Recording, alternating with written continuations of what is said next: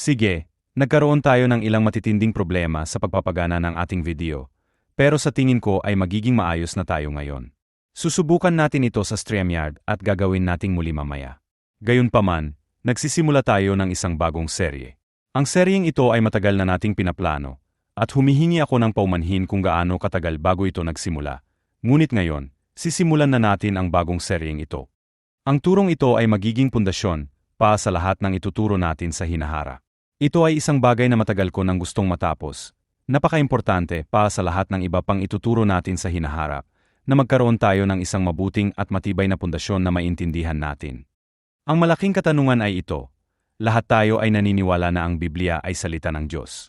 Ngunit napakaraming talata sa loob ng kasulatan na itinuturo sa pagitan ng iba-ibang sekta, denominations, at lahat sila ay nagkakasalungatan sa isa't isa.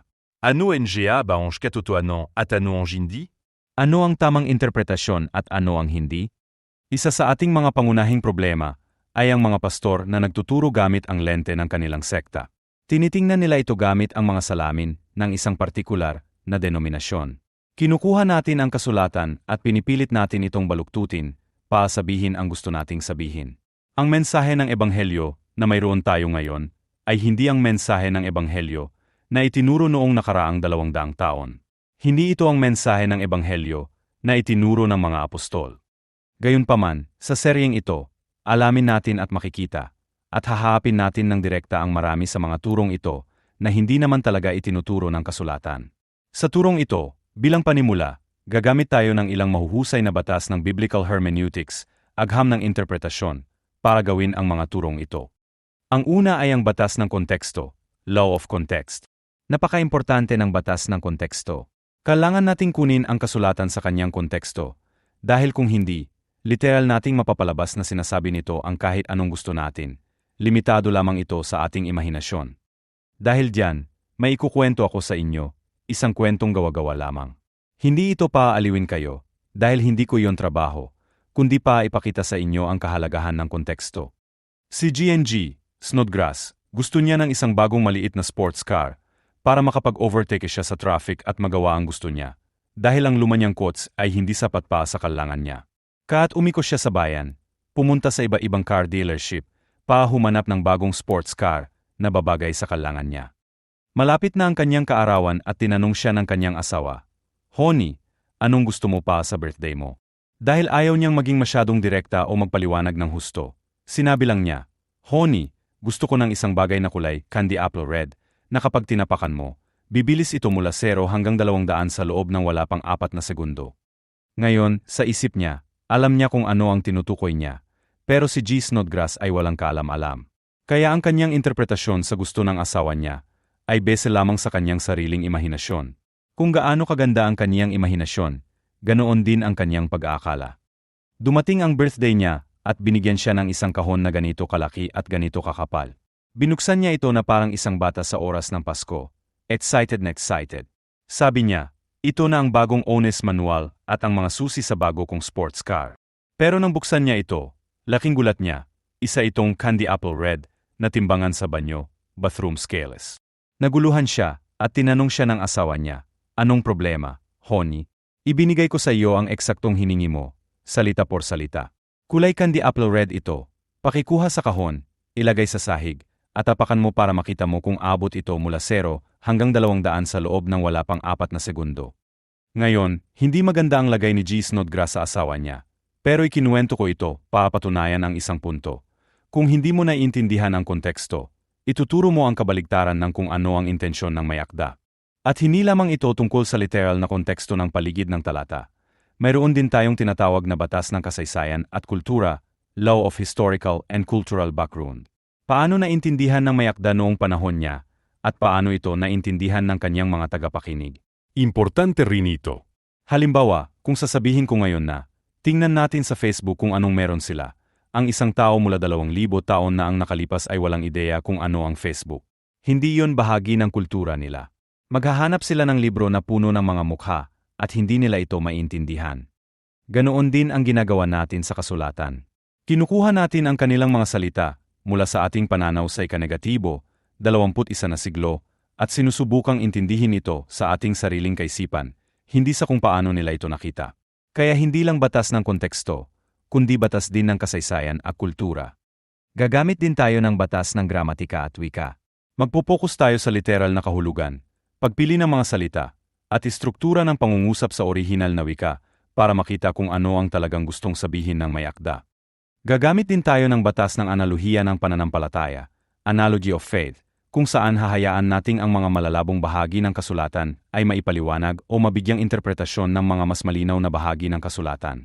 May mga talata na makikita sa maraming lugar. Ang iba ay hindi malinaw, ang iba ay malinaw. Gagamit tayo ng malilinaw, paintindihin ang mga malalabo. Ang panganib na kinakaharap natin sa pag-interpret ng salita ng Diyos ay tinatawag na scripture isolation o scripture compartmentalization, na humahantong sa pagbaluktot ng mga doktrina. Binalaan na tayo ni Pedro tungkol dito sa 2 Pedro, 3:14 -16 na. Sinabi ni Pedro, kaya nga, mga minamahal, magsikap kayo na matagpuan kayong payapa, walang dungis at walang kapintasan sa Kanya. At ituring ninyo na ang pagtitiis ng ating Panginoon ay kaligtasan, gaya rin ng isinulat sa inyo ng ating minamahal na kapatid na si Pablo, ayon sa karunungang ibinigay sa Kanya. Gaya rin ng Kanyang sinabi sa lahat ng Kanyang mga sulat, may ilang bagay na mahirap unawain, na binabaluktot ng mga mangmang at ng mga mabuhay ang pananampalataya, gaya rin ng ginagawa nila sa ibang mga kasulatan, sa ikapapahamak ng kanilang sarili. Makikita natin na isinasama ni Pedro ang mga sulat ng mga apostol, at ang mga sulat ni Pablo, bilang bahagi ng kasulatan, scripture. Naiintindihan din niya na ang lumang tipan at ang batas ni Moises ay kasulatan. Sinasabi niya na hindi lang ang mga sulat ni Pablo ang kanilang binabaluktot at sinisira, kundi pati na rin ang ibang mga kasulatan, na ipakikita natin kung ano ang tinutukoy ni Pedro at ni Pablo rito. Ngunit pansinin, hindi niya sinabi na binabaluktot nila ito, pa sa kanilang kaligtasan o maturity, kundi pa sa kanilang sariling kapahamakan. Ang pinag-usapan natin dito ay ang pagkawala ng iyong kaligtasan. Ito ay usaping pangkaligtasan, salvational, kung paano natin ini-interpret ang kasulatan. Ngayon, pag-usapan natin ang isang bagay na isang bitag. Ito ang panimula, pero ibubunyag natin ang isang bitag. Ang just believe trap, bitag na maniwala lang. Ito ay doktrina na binaluktot pa sabihing maniwala ka lang. Huwag kang gumawa ng kahit ano. Nakadepende lang ito sa iyong intelektual na paniniwala sa Diyos. Nakuha natin ito mula sa paghihiwalay ng mga talata, scripture isolation. Kinukuha natin ang mga katotohanan at binabaluktot pa maging kung ano ang gusto natin. Gustong-gusto ko itong gawin kapag nagsisimula ng klase, pero hindi ko magawa ngayon dahil live tayo online. Pero ang ginagawa natin, kumukuha tayo ng isang talata at hinihiwalay natin ito sa kabuuan ng kasulatan. Parang ganito, binibigyan ko ang bawat isa sa klase ng isang piraso ng puzzle. Itatago ko ang takip ng bots, pa hindi nila makita ang kabuuan. Tatanungin ko sila, tingnan ninyo ang piraso ninyo at sabihin ninyo sa akin kung ano ang kabuuang larawan ng puzzle na iyan. Siyempre, walang makakagawa niyon. Ang iba ay may malikhaing imahinasyon at makakabuo ng magandang kwento. Pero produkto lang iyon ng kanilang imahinasyon. Wala itong katotohanan sa kabuuan ng larawan. Ganyan ang ginagawa natin sa kasulatan. Hinihiwalay natin ang isang bahagi mula sa ibang larawan at sinusubukang suriin ito, at nagtatayo tayo ng buong doktrina, isang bagong sekta, mula sa isang piraso lang ng puzzle. Hindi natin ito pwedeng gawin. Ito ay usaping pangkaligtasan. Kaya susuriin natin ngayon ang just believe o hyper grace. Ang turong ito ay isang bitag. Inilalayo tayo nito sa katotohanan kung ano talaga ang mensahe ng Ebanghelyo. Tingnan natin ang just believe. Ang sabihing maniwala ka lang sa Panginoong Jesucristo bilang pundasyon, tingnan natin. Gawa 16:31, at sinabi nila, ang mga apostol, maniwala ka sa Panginoong Jesucristo, at maliligtas ka, ikaw at ang iyong sambahayan. Heto na, mga kaibigan. Mayroon tayong kaligtasan sa pamamagitan ng paniniwala sa Panginoong Jesucristo. Pero kung kukunin natin ang talatang iyan at ihihiwalay sa iba pang sinasabi ng kasulatan, tingnan natin ang Juan 3:16. Alam nating lahat ang Juan 3:16, sapagkat gayon na lamang ang pag-ibig ng Diyos sa sanlibutan, na ibinigay niya ang kanyang tanging anak, upang ang sinumang sumampalataya, maniwala sa kanya ay hindi mapahamak, kundi magkaroon ng buhay na walang hanggan.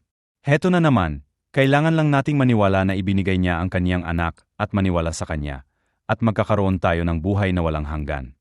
Ngunit ano ang interpretasyon ng mga may akda? Ano ang nasa isip nila sa salitang maniwala, believe? Pareho ba ito sa iniisip natin? Makikita natin yan. Sa Hebreo 3:18 negatibo 19, naniniwala akong si Pablo ang may akda nito. Sinabi niya, at sa kanino siya sumumpa na hindi sila makakapasok sa kanyang kapahingahan, kundi sa mga hindi naniwala, sumampalataya. Pinag-usapan natin ang kawalan ng paniniwala, unbelief. At hindi sila nakapasok sa lupang pangako, ang mga anak ng Israel, dahil sa kanilang kawalan ng paniniwala. Ibig bang sabihin ay hindi sila naniwala na ang Diyos ay umiiral? Kabubukas lang niya ng dagat pa sa kanila mula sa Ehipto. Iniligtas niya sila mula sa pagkaalipin sa Faraon. Naniniwala silang may Diyos. Kaya ano ang ibig sabihin ng kawalan ng paniniwala, unbelief? Hebreo 4:2, sapagkat sa atin din ay ipinangaral ang Ebanghelyo, gaya rin naman sa kanila. Kinakausap niya ang kanyang mga tao rito. Sinasabi niya na ang mensahe ng Ebanghelyo ay ipinangaral sa atin. Iyon ang ating mensahe ng Ebanghelyo, gaya rin ng pagkakasabi sa kanila. Isa lang ang mensahe ng Ebanghelyo. Walang dalawang magkaibang mensahe. Hindi iba ang Ebanghelyo ng Israel sa atin. Sapagkat sa atin ay ipinangaral ang Ebanghelyo, gaya rin naman sa kanila. Ngunit ang salitang narinig nila ay hindi nila pinakinabangan, dahil hindi ito nahaluan ng pananampalataya, faith belief, ng mga nakinig nito. Kaya ang pananampalataya o paniniwala, ang salita ng Diyos ay hindi nahaluan ng kanilang paniniwala sa Diyos, kaya hindi ito nagbigay ng pakinabang sa kanila. Ito ay babala sa atin laban sa patay na pananampalataya o patay na paniniwala. Ang tunay na paniniwala ay isang buhay na pananampalataya na gumagawa, acts. Kahit ang demonyo ay naniniwala sa isip at nanginginig pa. Alam natin yan mula kay Santiago 2:11. Sumasampalataya ka na ang Diyos ay isa, mabuti ang iyong ginagawa. Ang mga demonyo man ay sumasampalataya rin, at nanginginig. Ang pananampalataya ay nagiging perpekto sa pamamagitan ng ating mga gawa. Hindi perpekto sa paraang iniisip natin, kundi kumpleto. Ang ating pananampalataya ay nagiging gana o matur sa pamamagitan ng paggawa. Santiago 2:22. Nakikita mo na ang pananampalataya ay gumagawang kasama ng kanyang mga gawa, at sa pamamagitan ng mga gawa ay naging sakdal, perpekto kumpleto, ang pananampalataya. Pinag-usapan dito si Abraham. Ipagpatuloy natin. Pag-usapan natin ang kumpisal o pag-amin, confession. Ang pag-amin kay Kristo Jesus gamit ang ating bibig at paniniwala sa ating puso ay isang pangangailangan, necessity, para sa kaligtasan. Pero yun na ba ang kabuuang larawan? Roma 1:0, sinabi ni Pablo, na kung ipahahayag, confess, mo ng iyong bibig ang Panginoong Jesus, at sa sampalataya, believe, ka sa iyong puso na binuhay siyang muli ng Diyos mula sa mga patay, ay maliligtas ka. Heto na naman, maniwala sa puso, umamin sa bibig. Ngunit ano ang pagsubok ng pagiging disipulo? Binalaan tayo ni Jesus ng simpleng pagsabi ng Panginoon, Panginoon ay kulang, kundi ang paggawa ng kalooban ng Ama ay kailangan din. Mateo 7:21. Hindi ang bawat nagsasabi sa akin, Panginoon, Panginoon, ay papasok sa kaharian ng langit, kundi ang gumaganap ng kalooban ng aking Ama na nasa langit. Kaya ang pag-amin sa bibig at paniniwala sa puso ay hindi sapa. Dapat nating gawin ang kalooban ng Ama. At ano ang kalooban ng Ama? Sinabi niya sa atin, habang nagpapatuloy tayo, marami ang magsasabi sa akin sa araw na iyon. Anong araw? Ang araw ng paghuhukom, Day of Judgment. Ang araw na tatayo tayo sa harap ni Kristo Jesus. Dumating siya noong una bilang tagapagligtas, sa ikalawang pagkakataon, dating siya bilang hukom. Marami ang magsasabi sa akin sa araw na iyon, Panginoon, Panginoon, hindi ba kami nagpropesya sa iyong pangalan? At sa iyong pangalan ay nagpalayas ng mga demonyo? At sa iyong pangalan ay gumawa ng maraming makapangyarihang gawa. Gumagawa sila ng mga gawa ng pag-ibig. Nagpapagaling ng may sakit, nagpapalayas ng demonyo, bumubuhay ng patay. Ilan sa inyo ang nakabuhay na ng patay? Sila ay mga Kristiyano. Hindi kailanman pumasok sa isip nila na hindi sila ligtas. Ngunit sinabi ni Jesus sa kanila, at kung magkagayon ay ipahahayag ko sa kanila, kailanman ay hindi ko kayo nakilala. Lumayo kayo sa akin. Kayong mga gumagawa ng katampalasanan, iniquity lawlessness, o kayong nagsasagawa ng kawalan ng batas. Ang pagsasagawa ng kawalan ng batas, lawlessness, iyan ang kasalanan. Iyan ang iniquity. Ano ang lawlessness? Iyan ang pamumuhay ng wala ang batas ng Diyos. Napakasimpleng intindihin yon. Kaya, pag-amin sa bibig, paniniwala sa puso, paggawa ng kalooban ng Ama. At ano ang kalooban ng Ama? Na hindi tayo mamuhay sa kawalan ng batas, lawlessness. Kailangan nating kilalanin na ang batas ng Diyos ay valid sa ating buhay at ilapat ito. Pinag-usapan ito ni Santiago, pinag-usapan ito ni Pablo, Pero hiniwalay natin ang mga talatang ito at itinago ang iba sa ilalim ng basahan para makabuo tayo ng isang magandang bagong mensahe ng Ebanghelyo. Maniwala ka lang. Sapat na ang biyaya, grace. Sa 5 solas na ibinigay sa atin ni Martin Luther, biyaya lamang, pananampalataya lamang, kay Kristo lamang, para sa kaluwalhasyan ng Diyos lamang, at mula sa kasulatan lamang. Sa tamang konteksto, sasabihin kong sumasang-ayon ako sa lahat ng sinabi ni Martin Luther. Pero sa kanyang konteksto, ganap akong hindi sasang-ayon. Lumikha tayo ng isang bagong Jesus. Tayo ngayon bilang mga Kristiyano sa modernong simbahan ay hindi sumasamba sa Panginoong Jesus na itinuro ng mga apostol sa atin. Biyaya, batas, at hatol ang layunin na mabubuting gawa. Ang kaligtasan ay purong biyaya, inaamin ko. Ang kaligtasan ay sa pamamagitan ng biyaya lamang, sa pamamagitan ng pananampalataya, bilang regalo ng Diyos at hiwalay sa mga gawa.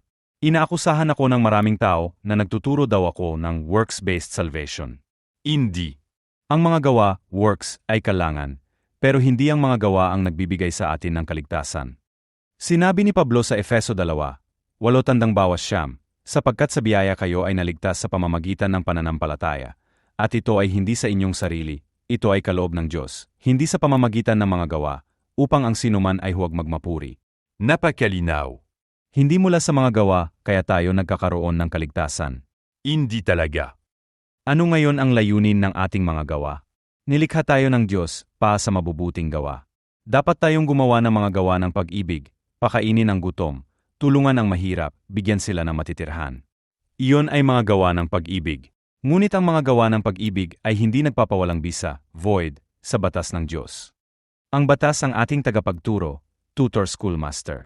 Ang layunin ng batas ay ihatid tayo kay Kristo para sa katwiran, justification, sa pamamagitan ng pananampalataya. Katwiran hindi sa pamamagitan ng batas, kundi sa pamamagitan ng pananampalataya. Pero matapos dumating ang pananampalataya, hindi na tayo sa ilalim ng schoolmaster. Ito ay sinabi ni Pablo sa Galacia, 3:24-25. Ngunit kapag iniisip natin ang isang schoolmaster sa kanyang kultura, hindi ito katulad ng schoolmaster natin ngayon. Ang schoolmaster sa unang siglong pamilyang Hebreo-Judyo ay isang pinagkakatiwalaang alipin. Siya ang nagbabantay, gumagabay, nagtuturo, at nagdidisiplina sa bata. Iyon ang kanyang trabaho, ang palakihin ang bata habang ang ama ay nagtatrabaho at ang ina ay nag-alaga ng bahay. Ang guro o schoolmaster na ito ay hindi katulad ng iniisip natin. Roma 1:4, nagpatuloy si Pablo, sapagkat si Kristo ang dulo, end, ng kautusan. Huminto ba siya roon? Tapos na ba ang batas? Hindi. Sinabi niya, sapagkat si Kristo ang dulo ng kautusan, para sa katuwiran ng bawat sumasampalataya. Ano ang hindi niya sinabi? Hindi niya sinabi na ang batas ay winakasan na. Bagaman gusto nating basahin ito ng ganoon, dahil yon ang gusto natin. Si Kristo ang dulo ng kautusan para sa katuwiran. Hindi na natin ginagamit ang batas para magkaroon ng katuwiran. Hindi na natin ginagamit ang batas para sa justifikasyon, justification, mula sa ating mga kasalanan. Galacia 2:21. Hindi ko pinawawalang bisa ang biyaya ng Diyos, sapagkat kung ang katuwiran ay sa pamamagitan ng kautusan, kung gayon ay namatay si Kristo sa walang kabuluhan. Ang katuwiran ay hindi kailanman nanggaling sa batas, nanggaling ito sa pananampalataya, at ang ating pananampalataya ang nag-udyok sa atin na mamuhay sa pagsunod, obedience. Ano ang bunga ng batas? Ang bunga ng batas na inalis para sa ating mga Kristiyano ay ang parusa, condemnation penalty. Pinawi ni Kristo ang sulat kamay ng mga ordinansa at kautusan na laban sa atin, pinalitan ang anino ng batas ng mismong katotohanan, substance, na si Kristo. Kolosas 2:14-17, na pinawi ang usapan ng mga tuntunin na laban sa atin, at kanyang inalis sa daan, na ipinako sa krus. Kaat huwag kayong pahatol sa sinuman tungkol sa pagkain, o sa pag-inom, o tungkol sa kapistahan, na mga anino ng mga bagay na darating, ngunit ang katawan ay kay Kristo. Muli, ano ang sinasabi ni Pablo rito? Hindi niya sinabing ang batas ng Diyos ay ipinako sa krus, sinabi niyang ang mga ordinansa na laban sa atin. Ang hatol, condemnation, na laban sa atin ang ipinako sa krus. Sinabi niyang sila ay anino ng mga bagay na darating. Hindi niya sinabing sila ay anino ng mga bagay na dumating na. Si Kristo ang katotohanan, substance, at dumating na si Kristo. Pero ang huling pagdating ni Kristo ay hindi pa nangyayari hanggang sa ang lahat ay matupad. Ang batas ay nakatayo pa rin, ngunit mali ang ating pagtingin sa batas. Inalis ang kaaway, enmity hatred, kahit ang batas ng mga utos na nasa mga ordinansa. Nagkaroon ng alitan sa pagitan ng Israel at ng mga Gentil. May mga Gentil na pumapasok sa simbahan kasama ang Israel. Kinasusuklaman ng Israel ang mga Gentil. Bahagi yon ng kanilang batas noon, na hindi sila pwedeng makisalamuha. Yon ang inalis ni Jesus. At kung gusto ninyong malaman kung ano ang inalis niya, ito ay ang isyu ng batas ng tuli, law of circumcision. Ang batas ng tuli ay nakatayo pa rin, valid pa rin ngayon, at sasang-ayon ako na kailangang tuliin para maligtas, ngunit hindi ayon sa titik ng lumang tipan. Ang batas ng tuli ay inilipat sa batas ng Espiritu. Ngayon, ito ay ang pagtuli sa puso, circumcision of the heart. At tinitiyak ko sa inyo, kung wala kayong pagtuli sa puso, wala kayong kaligtasan, dahil wala kayong bagong buhay. Ang resulta ay kalayaan mula sa paghahari ng kasalanan. Hindi na ang kasalanan ang iyong Panginoon, hindi mo na siya sinusunod, kundi sinusunod na natin ang Diyos at ang kanyang katuwiran. Roma 6:17 negatibo 18. Ngunit salamat sa Diyos, na bagaman kayo ay naging mga alipin ng kasalanan, ay naging masunurin kayo mula sa inyong puso. At palibhasa'y pinalaya na mula sa kasalanan, kayo ay naging mga alipin ng katuwiran. 1 Korinto 15:56. Ang tibo ng kamatayan ay ang kasalanan, at ang kapangyarihan ng kasalanan ay ang kautusan. Isipin ang kasalanan bilang kagat ng ahas. Ang papel ng batas ay hatulan tayo. Ang batas ang nagbibigay sa kasalanan ng lakas nito. Hindi ang kagat ng ahas ang nakakamatay sa atin, kundi ang kamandag, venom. Ang batas, sa aspeto ng parusa, ang kamandag. Kung makagat tayo ng ahas na walang lason, walang mangyayari, masakit lang pero hindi nakakamatay. Ang paghuhukom ay beses sa mga gawa. Ang huling paghuhukom, ang lahat ay huhusgahan ayon sa batas ng Diyos. Huhusgahan tayong lahat ayon sa batas na ibinigay sa Israel mula kay Moises. Kung ang dugo ni Kristo ay tumatakip sa ating mga kasalanan, ang batas ay walang masasabi laban sa atin dahil inalis ng dugo ang parusa, penalty ng batas. Ang ating paghuhukom ay manggagaling sa ating motibasyon kung bakit natin ginawa ang ating ginawa at tayo ay gagantimpalaan o hindi. Pero ang kamandag mula sa batas ay inalis na para sa atin. Hindi sinira ni Kristo ang batas, tinupad, fulfilled niya ito. Tinitiyak na ang moral na pamantayan nito ay nananatiling hindi natitinag, habang ang parusa nito ay inalis pa sa mananampalataya. Iyan ang ginawa ni Kristo sa krus. Mateo 5:17. Huwag ninyong isiping ako'y naparito upang sirain ang kautusan o ang mga propeta. Ako'y naparito hindi upang sirain, kundi upang tuparin. At ang salitang tuparin, fulfill, doon ay hindi nangangahulugang alisin o sabihing hindi na natin kailangang sumunod. Sinabi iyan ni Pablo sa maaming paraan. Mahamon pa sa aw na ito. Harmony unshaken. Mag-recap tayo. Ano ang natutunan natin ngayon? Natutunan natin na ang konteksto ang susi. Ang konteksto ay kailangan, dahil kung wala ito, ang iyong interpretasyon ay limitado lamang sa iyong sariling imahinasyon. Natutunan natin na ang kontekstong pangkultura ay mahalaga rin. Ano ang layunin ng batas? Ang layunin ng batas ay hindi pa sirain, kundi pa sa katuparan ng hinihingi ng parusa nito. Inalis ni Kristo ang parusa. Inalis ni Kristo ang tibo, sting ng kasalanan. Ang pangunahing desisyon ngayong linggong ito, namumuhay ka ba ng isang Panginoon na buhay? Namumuhay ka ba sa isang uri ng Kristyanismo na kung saan tumutulong ka sa tao at may puso ka ng pag-ibig, pero binabaliwala mo ang batas ng Diyos? Sinasabi ko ito, ang batas mula Genesis hanggang Apokalipsis, ang modernong simbahan ngayon ay binabaliwala ang lahat ng iyon. Hindi ang salita ng Diyos ang ating filter. Sinabi ni Pablo na dapat nating dalhin ang bawat kaisipan sa pagpapasailalim sa salita ng Diyos, sa batas ng Diyos. Sinabi ni Jesus na dapat tayong mabuhay sa bawat salitang lumalabas sa bibig ng Diyos. Ginagawa mo ba iyon? Namumuhay ka ba ayon sa dikta ng iyong sariling puso, tungkol sa kung ano ang tama at mali? O ginagamit mo ang salita ng Diyos, ang batas ng Diyos, pa-filter ang iyong ginagawa at kung paano ka gumagawa ng desisyon? Iyan ang hamon ko sa inyo. Ang pangunahing desisyon, maniwala. Magkaroon ng isang buhay na pananampalataya. Isang pananampalataya na naniniwala sa Diyos na ang kanyang salita ay katotohanan at ikaw ay susunod dahil naniniwala ka sa Kanya. Ito ay tawag sa pagsunod, obedience. Hindi ito tawag pa mamuhay ayon sa dikta ng iyong sariling puso at itakwil ang batas ng Diyos. Kailangan nating kumilos. Kung tayo ay dapat maging tagatulad, imitators, ni Kristo, paano namuhay si Jesus? Namuhay si Jesus sa perpektong pagpapasailalim sa Ama. Lumakad siya sa isang landas, Tayo ba ay lumalakad sa mga yapak ni Kristo o sa mga yapak ng mundo? Hamong mag-isip, paano mo pinapatakbo ang iyong buhay? Sa pagsunod ba sa kultura ng mundo o sa pagsunod sa salita ng Diyos? Huwag matakot sa parusa ng batas kung ikaw ay tunay na nasa pananampalataya, at ang iyong pananampalataya ay may mga gawa ng pagsunod gaya ni na Abraham, Isaac, Jacob, at lahat ng mga ninuno ng simbahan, at si Haring David. Mayroon ka bang pag-ibig sa salita ng Diyos? Gusto mo bang gumugol ng oras kasama niya?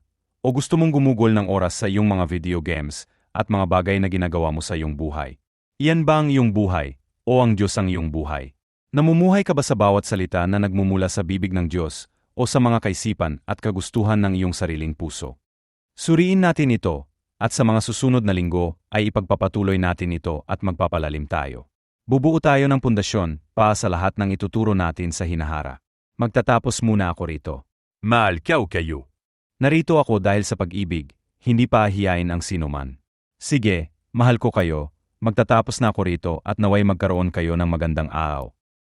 Next step, gusto mo bang gawan kita ng mga short clip Tagalog scripts para sa mga Facebook Reels at YouTube Shorts gamit ang mga pinakamahalagang turo mula sa translation na ito?